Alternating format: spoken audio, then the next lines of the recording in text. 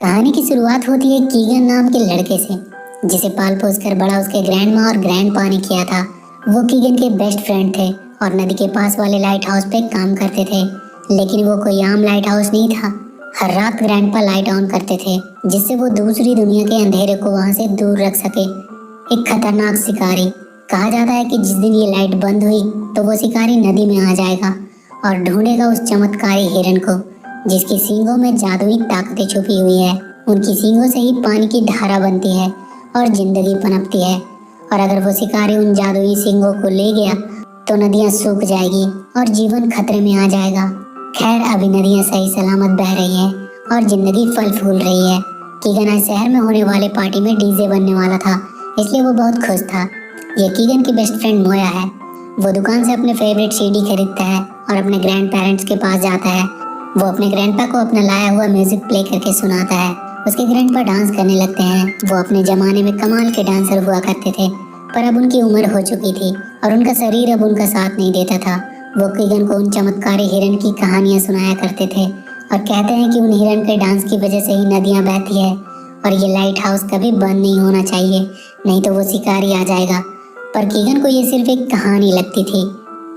Grandpa हर रोज शाम होते ही light जला दिया करते थे। कीगन भी वहाँ की साफ सफाई में उनकी मदद करता था। उस दिन भी कीगन वही कर रहा था और उसके ग्रैंडपा हमेशा के लिए उससे दूर चले गए। शहर के सारे लोग उनके फ्यूनरल में पहुंचते हैं। कीगन और उसकी ग्रैंडमा बहुत सैड थी, पर वहाँ के लोग इंसानों के जाने के बाद उनका गम नहीं मनाते थे, बल्कि डांस से उस इंसान की जिंदगी को सेलिब्रेट करते थे। सारे शहर के लोग साथ में डांस करके ग्रैंडपा की खूबसूरत जिंदगी को सेलिब्रेट करते हैं। आखिर उसके ग्रैंडपा भी तो एक कमाल के डांसर थे। अब उस लाइट हाउस की जिम्मेदारी कीगन को दे दी गई थी, पर कीगन अपने ग्रैंडपा के जाने से बहुत उदास था और वो ये लाइट हाउस जलाना छोड़ देता है और वो शिकारी फिर से अपने मिशन पे निकल जाता है। मोया देखती है कीगन बहुत उदास लग रहा है। वो उसे आज दोपहर को नदी के किनारे मिलने को बुलाती है। कीगन आज रात के पार्टी में डीजे बनने से भी मना कर देता है और वो नदी के किनारे बैठकर मोया का इंतजार करने लगता है। वहाँ दो फ्रॉग्स कीगन के हाथ से उसकी मिठाई छीन लेते हैं। उन दोनों फ्रॉग्स के बहुत सारे बच्चे थे, पर उनका एक बच्चा उससे बिछड़ जाता है। कीगन वहाँ एक पेड़ पे चढ़कर अपने फोन में ग्रैंडपा का डांस देखने लगता है। तभी वो देखता है तेज हवाओं की वजह से वहाँ की भेड़ें उड़ती जा रही है और एक भेड़ कीगन का हेडफोन अपने मुंह से खींच लेती है। कीगन उसके पीछे भागता है। वो उस भेड़ के ऊपर बैठ जाता है और भागते भागते वो नदी में गिरने से बचता है। वो भेड़ उसका हेडफोन चबा लेता है। तभी वहाँ मोया आती है और उसे ऊपर खींचती है। वो कीगन को कुछ दिखाना चाहती थी। वो उसे नदी के उस पार ले जा रही थी, पर नदी पार करते हुए कीगन उस नदी में गिर जाता है। मोया उसे गुड लक कहती है और वो भी उसके पीछे पीछे नदी में आने लगती है। नदी में वो बहते बहते कहीं दूर किनारे तक पहुंचते हैं। कीगन मोया से पूछता है कि चल क्या रहा है, हम कहाँ हैं और हम वापस कैसे जाएंगे। मोया डांस करते करते पानी के ऊपर चल रही थी। ये देखकर कीगन आश्चर्यचकित था कि वो ऐसा कैसे कर पा रही है। वो भी उसकी तरह पानी पे चलने का ट्राई करता है, पर वो डूब जाता है। बैठे बैठे अब रात हो चुकी थी। मोया उसे बताती है कि यहाँ वो अपनी ग्रैंड माँ के मरने के बाद आई थी। ये जगह मैजिकल है। कीगन अपने ग्रैंड पेरेंट्स की वीडियो मोया को दिखाता है। वो कहता है कि वो आखिरी बार अपने ग्रैंडपा को बाय भी नहीं बोल सका। सुबह कीगन को वहाँ के फ्रॉग्स उसे उठाते हैं। मोया उसे उन फ्रॉग्स के बारे में बताती है और कहती है कि ये फ्रॉग उससे माफ़ी मांग रहे हैं उसकी मिठाई चुराने के लिए, पर इन्हें अपने 50 बच्चों का पेट भी तो पालना है, पर इनका एक बच्चा मिल नहीं रहा है। मोया कीगन को पेनी और बेनी नाम के दो बड़े बड़े हिरन से मिलवाती है।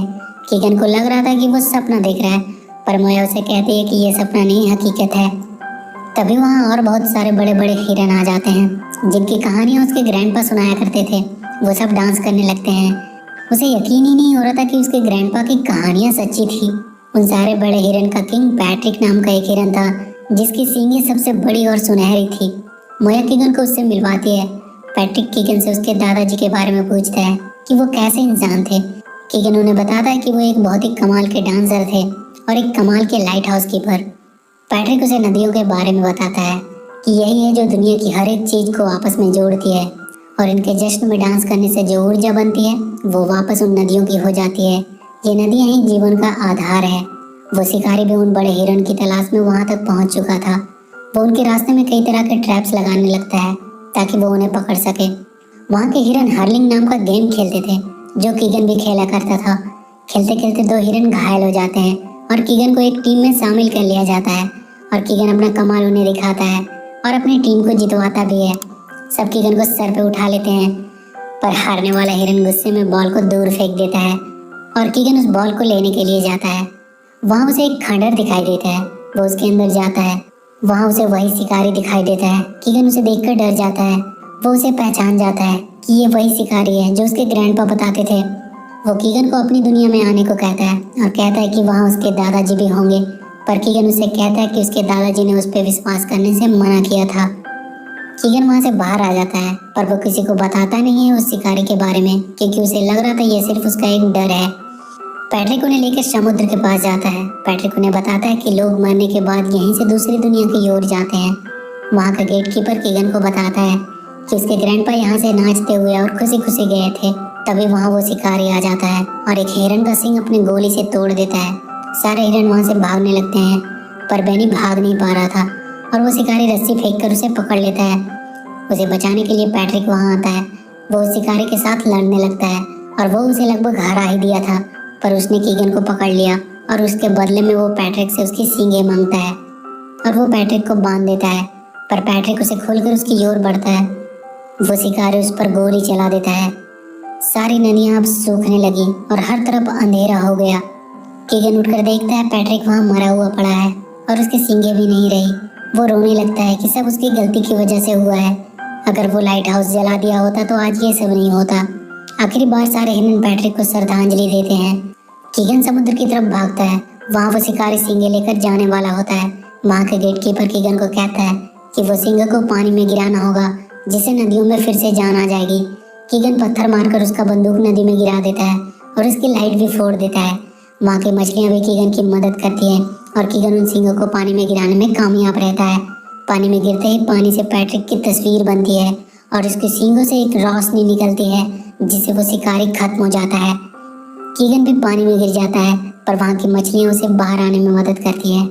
वहाँ उसे उन फ्रॉग्स का खोया हुआ एक बच्चा भी मिलता है, जो टैडपॉल से अब बेबी फ्रॉग में बदल चुका था। कीगन वापस लौटकर उन फ्रॉग्स को उनका बच्चा सौंप देता है। सारे फ्रॉग्स खुशी से झूमने लगते हैं। जाते जाते वो कीगन को फ्रॉग किस देते हैं। वहाँ की मछलियाँ कीगन को पानी के ऊपर चलने में मदद करती हैं। अब जाकर उसे मोया के पानी के ऊपर चलने का राज पता चलता है। अब बेनी को वहाँ का किंग बना दिया जाता है। उसके सर पे बड़े और सुनहरे सींग उग चुके थे। कीगन और मोया वहाँ से लौटकर वापस अपने शहर आ जाते हैं। मोया कीगन से कहती है कि चलो हम आज रात पार्टी पे मिलते हैं, तो कीगन कहता है कि पार्टी तो कल थी ना। तब मोया बताती है कि हम सिर्फ कुछ घंटे के लिए ही वहाँ गए थे, कहा था ना वो जगह मैजिकल है। कीगन वापस से डीजे बनने के लिए तैयार हो जाता है और वो जाकर सबसे पहले लाइट हाउस का लाइट जलाता है और वहाँ उसे ग्रैंडपा दिखाई देते हैं। कीगन आखिरी बार उनसे मिलता है। वो बहुत खुश थे और फाइनली रात की पार्टी में शहर के लोग डांस करके अपनी जिंदगी के होने का जश्न मनाते हैं। मोया काफ़ी अच्छा डांस कर रही थी और कीगन भी डीजे बजाते हुए डांस ही कर रहा था और इसी तरह जिंदगी आगे बढ़ती रही और ये मूवी यहीं खत्म हो जाती है।